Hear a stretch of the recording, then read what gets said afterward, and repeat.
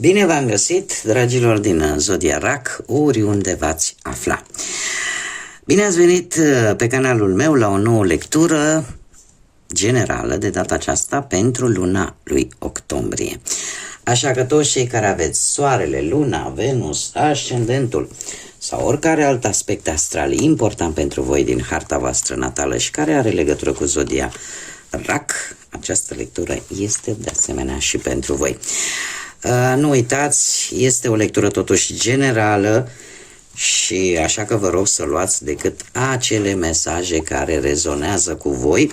Restul lăsați-le să zboare în univers, pentru că sigur sunt pentru alte energii care într-o mai mică sau mai mare măsură au o legătură cu Zodia RAC. După cum mulți dintre voi s-au obișnuit, am scos cele 4 cărți aferente fiecarei săptămâni întregi ale lunii octombrie, dar înainte de a le desconspira, vreau să vă spun câteva vorbe despre luna octombrie din punct de vedere astrologic. În sfârșit aș zice că luna octombrie vine cu oarecare liniște, da? Ea vine într-adevăr, are o energie intensă, dar care nu e foarte ostilă, da? După un septembrie foarte agitat, octombrie vine cu o schimbare de comunicare, da? Avem un Mercur în Scorpion care ne îndeamnă la a aprofundiza și mai mult comunicarea cu ceilalți. Nu e loc în această lună cu lugu-lugu, laga-laga, da, cu dialog de ăsta superficial. Nu are ce să caute în această lună acest mod de a dialoga, de a comunica. Totul trebuie să fie profund, trebuie să fie clar, trebuie să fie transformator și pentru că de-al minteri și cu foarte multă răbdare. Dacă nu se vor face aceste lucruri, atunci sunt anumite neînțelegeri, anumite conflicte care nu se vor putea evita. De asemenea, apare o atenție mărită pe felul în care ne îmbrăcăm, pe esteticul nostru în general, cu un Venus în balanță,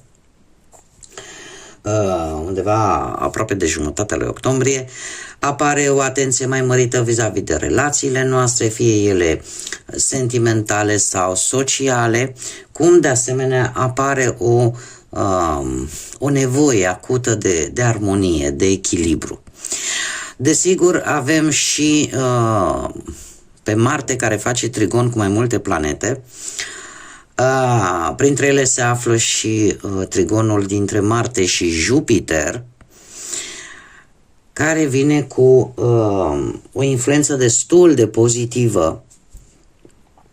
Ce face acest trigon? Crește cumva încrederea în noi, în abilitățile noastre, în ceea ce știm noi să facem cel mai bine. În felul ăsta, gândirea oarecum se schimbă, este mult mai strategică, mult mai planificată și se pot rezolva situații destul de complexe, destul de complicate, pe care poate înainte eram un pic mai complicat, desigur, sau aproape imposibil să le găsești o soluție. Mai avem, de asemenea, un trigon cu nodul nord a lui Marte cu nodul nord. Ce înseamnă asta? Toată energia, acțiunea, curajul lui Marte se aliniază perfect cu scopul nostru în viață, cu propriul nostru destin și cu propria noastră creștere la nivel personal. Ce ar mai fi de spus? Eu aș zice că mai există un trigon între Marte și Saturn, chiar către sfârșitul lui octombrie, dar care vine, cum am mai spus, Marte, cel care vine cu acțiune, cu multă energie, da? Cu mult dinamism, vine și se aliniază, da? Se completează cu Saturn cel stabil, cu Saturn cel structurat și în felul ăsta ne aduce determinare, dar și răbdare, organizare și în felul ăsta putem duce la bun sfârșit anumite situații care ne-au creat ceva probleme. Este o perioadă, sfârșitul lui octombrie este o perioadă foarte bună să facem planuri realiste, da? Planuri realiste, proiecte clare. Acum, desigur, avem și niște aspecte. Luna lui octombrie, trebuie să vă spun că nu este foarte plină în evenimente cum a fost septembrie, da, în care am avut două eclipse, una de lună, alta parțial de soare, da, și a avut o încărcătură destul de puternică luna lui septembrie. Octombrie este, să zicem, un pic mai liniștit, e adevărat. Eu am găsit cam două aspecte cu tentă un pic negativă. Avem o conjuncție între Marte și Lilith care ne poate provoca, ne poate face să iasă acea ură, acea furie pe care poate am strâns-o de-a lungul timpului în noi și a stat acolo, a zăcut în noi și vine la un moment dat timpul în care simțim nevoia să o scoatem în exterior, da? Dacă avem și mediul propice, probabil că lucrul ăsta se poate întâmpla, da? Să scoatem tot ceea ce ne-a nemulțumit pe o lungă perioadă de timp. Și mai avem de asemenea și o quadratură între Jupiter și Chiron, care... Nu, avem pe Jupiter, marele benefic, cel care vine cu optimism, cel care vine cu expansiune. Totuși, conflictul, da, antiteza dintre Jupiter și Chiron aduce conflicte interne, adică noi înșine. E posibil ca de-a lungul lui octombrie să vă apară situații din trecut pe care voi nu le-ați soluționat, sau să apară răni din trecutul vostru la nivel intern pe care voi nu le-ați vindecat. Ele apar tocmai ajutați fiind de acest Jupiter să le rezolvați odată pentru totdeauna sau să vă vindecați odată pentru totdeauna de toate rănile sau toate situațiile pe care probabil din teamă, din ce vreți voi, le-ați tot amânat. Ele vor reveni în viața voastră pentru că necesită o încheiere, necesită o vindecare. În ceea ce vă privește pe voi, strict pe voi, toate aceste aspecte astrale, dragilor din RAC, vă aduc limite. Este un moment tare bun în care voi să puneți limite, asta neînsemnând că dacă pui limite cuiva, asta înseamnă că, domne, gata, îți închizi și inima, îți închizi totul, să te facă să te simți oarecum vinovat. Nu, limitele la un moment dat chiar sunt sănătoase și sunt chiar necesare. E posibil ca în această perioadă să acționați mult mai emoțional decât de obicei, dar, mare atenție, fără să vă implicați cum să spun, acel simț al datoriei sau vina. Da? Deci fără să, chiar dacă veți acționa emoțional, cumva nu o să mai vă simțiți atât de vinovați pentru că ați impus niște limite sănătoase sau să vă simțiți, domne, era de datoria mea să o fac. La modul negativ. Dacă de obicei unii dintre voi sunteți cei care voi sprijiniți pe toată lumea,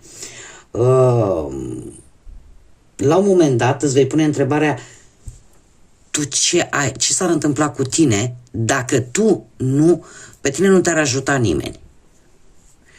Să spui, cumva există nu știu, că nici nu vreau să sune acuzator așa. Probabil că unii dintre voi, da, sunteți acolo pentru fiecare persoană care are nevoie de voi. Și poate ar fi momentul să vă puneți întrebarea: dar dacă eu aș avea nevoie de ajutor, oare ar fi cineva lângă mine? Ceva de genul ăsta. Posibil să aveți anumite conversații în familie sau de obicei în cercul vostru restrâns în această lună, dar care să ceară efectiv un dialog clar, să ceară foarte multă claritate. Pe partea asta muncii aș spune că nu apar mari schimbări, dar e posibil ca să descoperi că capacitatea ta de a pune limite între ce poți să faci și ce poți să-ți asumi. Lucrul ăsta va fi foarte important. Pentru că, uite, și aici vorbim de limite, mai ales pe partea asta a muncii, între ceea ce poți să faci și în ceea ce poți să îți asumi. Da? Nu depăși, adică încearcă să fie cât mai echilibrată, să nu se asumi niște lucruri la nivel de muncă, de exemplu, pe care tu ești conștient că n-ai cum, adică nu duci atât de mult. Da? Și aici se cere această limitare. Mare atenție, aș spune, undeva pe la mijlocul lunii, în special pentru voi, dragilor, din RAC, corpul vostru fizic s-ar putea să vă dea niște semnale. S-ar putea să vă dea niște semnale, nu știu, sunteți voi, eu aș zice că e un semnal pozitiv. De ce? E ca și cum ai zice că nu mai sunteți atât de sensibili pe partea asta a sănătății, adică cumva veți resimți oarece îmbunătățire, ca să zic așa, undeva pe la jumătatea lunii octombrie. Bun, dragilor, haideți să continuăm și cu acest oracol al frunzelor de cer și să vedem ce vine în octombrie pentru voi.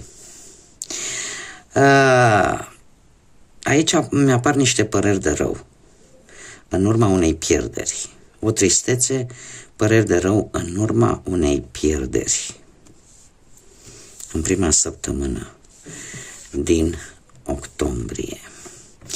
Cea de-a doua săptămână, se pare că îți vei mări efortul pentru că tu vrei să-ți atingi un scop important pentru tine. Vei pune așa piciorul în prag și vei depune tot efortul și vei face tot ceea ce ține de tine pentru a obține ceva important. Cea de-a treia săptămână vine cu acest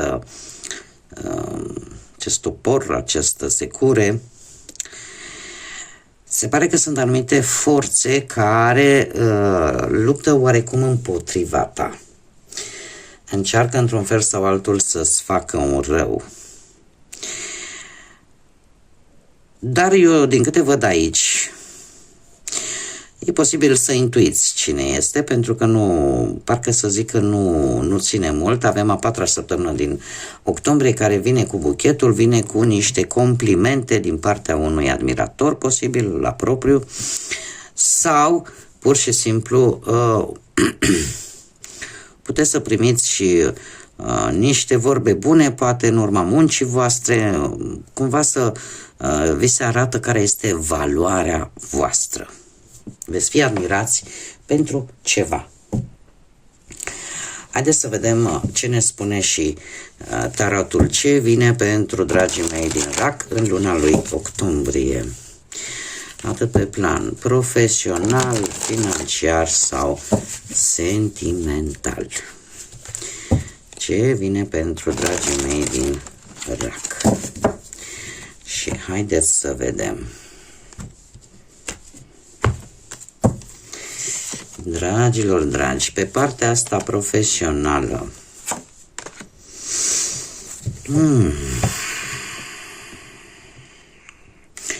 dragilor, pe partea profesională eu zice că voi sunteți foarte diplomați. Nu știu dacă apare, am zodia Săgetător, dacă vă spune ceva, sau alte zodii de apă, da? Ori RAC la fel ca voi, Pești sau Scorpion. Dar, în mare parte, lucrurile se îmbunătățesc. De ce? Deciziile voastre vor fi unele foarte echilibrate și mai ales pentru cei care sunteți în căutarea unui job, sunt mari șanse să-l găsiți, ajutați chiar de cineva poate mai în vârstă decât voi. Chiar dacă, nu știu, sunt posibil, nu știu, să existe pentru unii dintre voi o situație un pic mai dificilă în ceea ce privește munca, cariera voastră profesională, Voi vă mențineți calmul, măsura, înțelegerea și, cum am mai spus, sunteți destul de diplomați în a rezolva posibile conflicte dacă ele apar la locul de muncă. Mulți dintre voi e posibil chiar să aveți subordonați. Da, voi cumva să fiți șefi, așa că există o foarte bună coordonare în această lună pe partea asta a muncii. Moderația îmi confirmă acest lucru. Se pare că în ceea ce privește munca, așa cum bine am văzut și din punct de vedere astrologic, pe partea asta a muncii nu apar foarte multe schimbări la voi, dragilor. Munca este destul de stabilă, o colaborare destul de bună, pot apărea contracte noi, da? Colaborări noi în cazul în care sunteți asociați, șansa, cum am mai spus, a obținerii unui job, da? Dacă nu vorbim de o viziune cu totul nouă, foarte promițătoare, ceva nou, pozitiv, totul merge super bine pe partea asta a muncii. Haideți să vedem și cu banii cât de bine merge.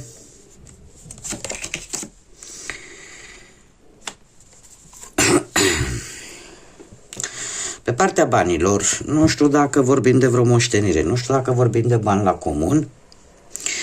Avem zodii de foc, în special zodia leu, predominantă, dar poate să fie berbec sau, încă o dată, săgetător. Nu știu de ce sunteți, nu știu, ori așteptați o anumită sumă de bani,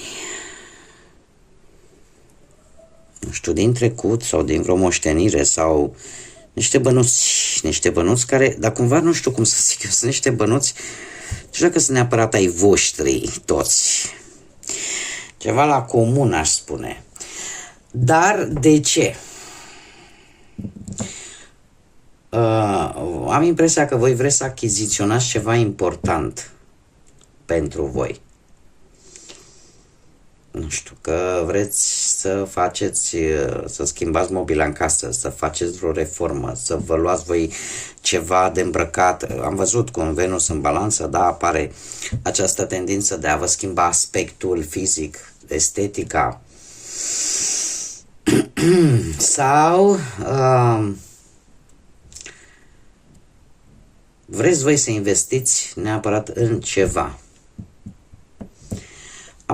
Se cere moderație, se cere, nu știu, sau această investiție este, într-un fel sau altul, eu aș zice că e ceva de valoare. E ceva de valoare, o valoare care cumva și-o va câștiga în timp cu forța aici. Este ceva, într-adevăr, care nu costă puțin. Eu, din ce văd aici, se pare că veți face această achiziție într-un final.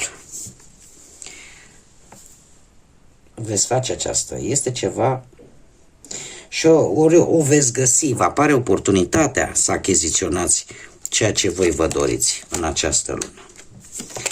Haideți să vedem în relații cum merge treaba. Păi dacă nu e albă, e neagră.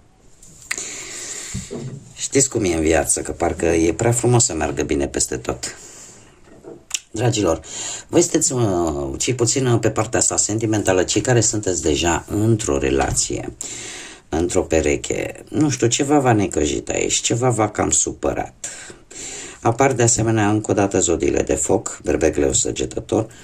Este o situație în care ori aveți tot felul de discuții, neînțelegeri, ori sunteți voi decepționați, să descoperă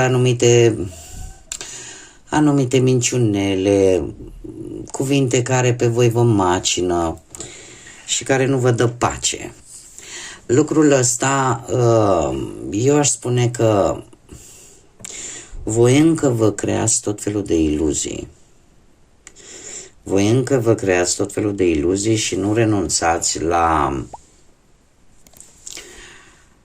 la șansa de a duce relația totuși pe linia de plutire. Chiar dacă poate unii dintre voi sunteți conștienți că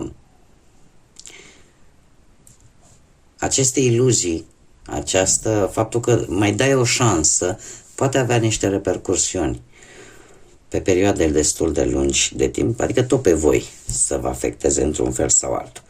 Acum, acest rege de bâte, ce să vă spun, că totuși, eu din câte văd aici,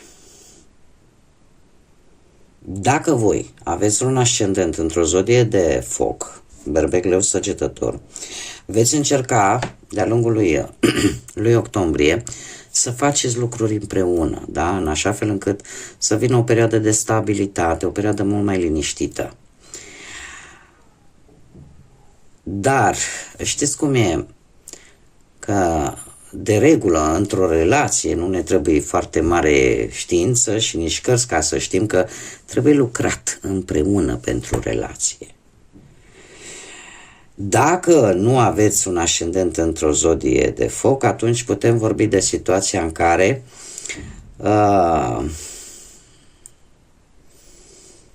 poate că energia voastră este una de foc, persoana voastră de interes este una de foc și se pare că totuși are un anumit interes să rezolve problema creată.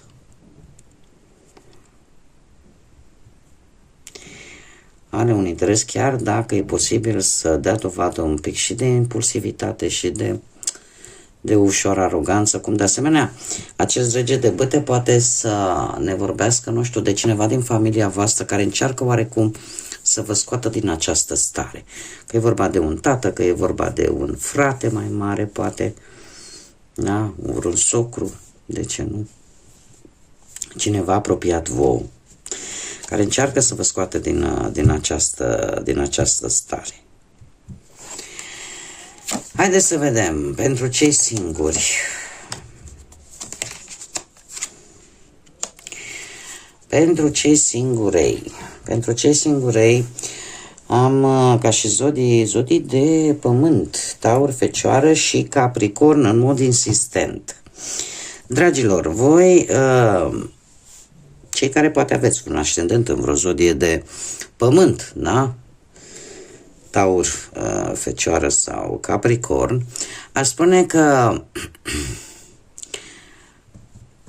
sunteți în faza în care tot încercați ori să atrageți atenția cuiva, ori cumva căutați siguranță în cineva. Există, nu știu dacă e cineva legat deja de o altă persoană sau este cineva de care voi sunteți atrași foarte mult la nivel fizic, la nivel așa de chimie. Dar cumva eu aș spune că nu prea există legătură emoțională. Mare grijă pentru că luna aceasta lui octombrie vă poate sări lumea în cap. Puteți avea tot felul de tensiuni, de conflicte, ori din partea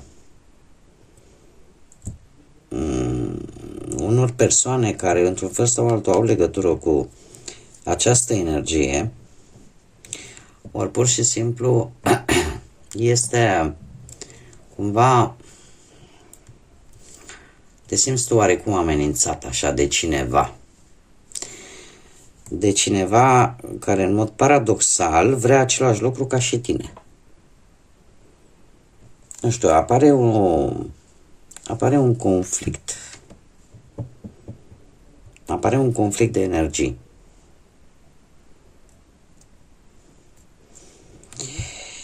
Dar eu din câte văd aș zice că într-un fel sau altul voi veți face față.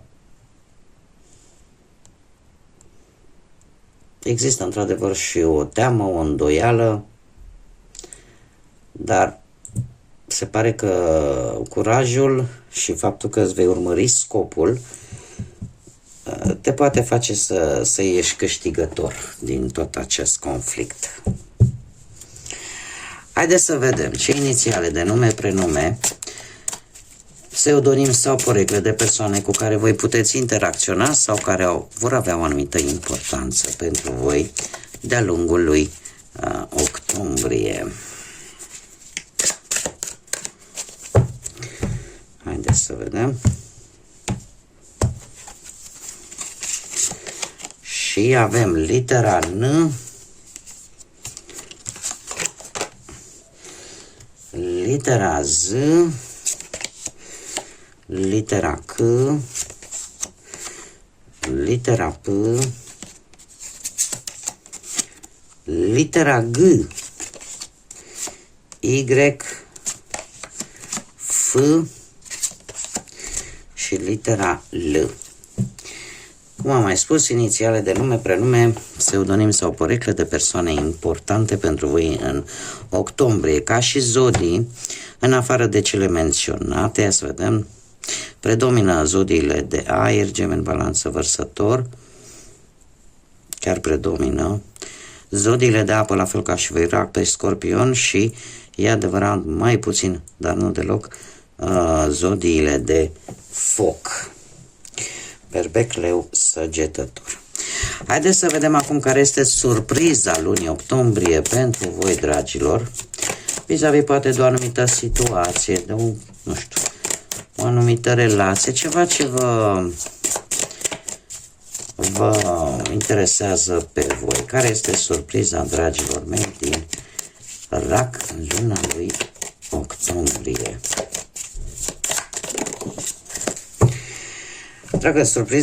Dragilor, surpriza voastră este legată ori de data de 6 octombrie, ori de acum în 6 săptămâni sau 6 luni.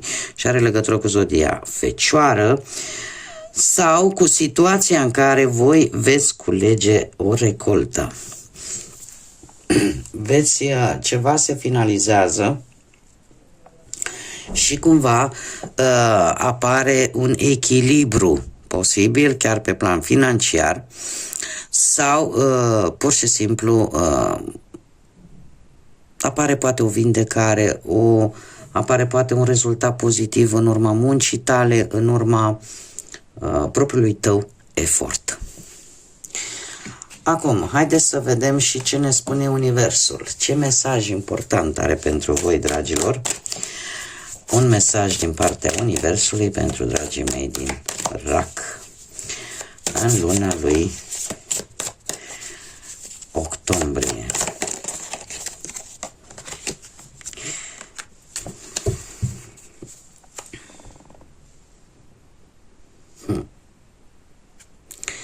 Foarte interesant, ia să vedem. Atunci când trece timpul, este important să-ți aduci aminte că nimic nu te poate, din acel punct, nimeni nu te poate apăra. Ai mai trecut prin provocări și înainte, fii drăguț cu tine însăți și fii mulțumită pentru tot ceea ce deja ai. Este un pic tricky acest mesaj. Deci spune așa, că de-a lungul timpului, important e mereu să-ți aduci aminte că au fost momente în viața ta în care nu ai putut să te aperi. Cu toate acestea, ai trecut peste obstacole, ai trecut peste tot felul de lucruri destul de grele, așa că a venit momentul în care să fii să te tratezi tu pe tine un pic mai bine și să fii mulțumită pentru tot ceea ce ai în acest moment. Cumva să-ți aduci aminte de tot sacrificiul și de toată lupta prin care a trebuit să treci, pentru că în felul ăsta apreciem cel mai mult lucrurile pe care le obținem cu greutate, cu consum mare de energie, cu foarte multă voință și foarte mult optimism. De obicei, acelea sunt lucruri pe termen lung pe care le vom deține.